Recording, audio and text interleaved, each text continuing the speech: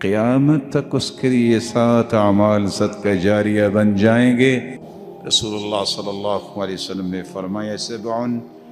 یجرى للعبد بعد موته وهو في قبره، 7 ایسے اعمال ہیں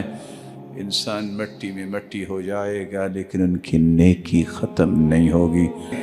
من علم علما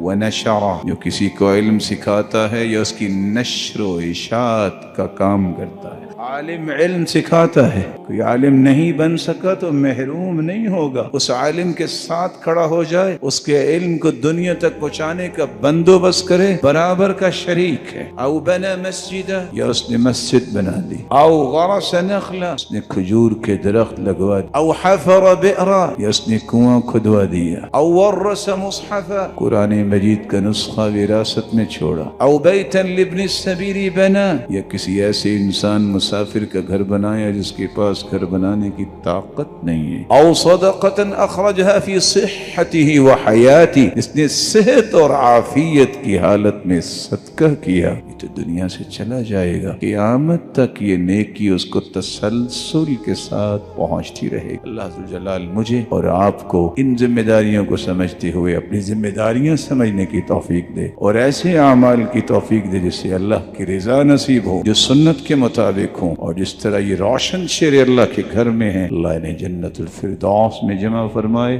والدین اور اولادوں کے ساتھ، محمد کریم کے ساتھ، اور اپنے دیدار کا مستحق بنائے۔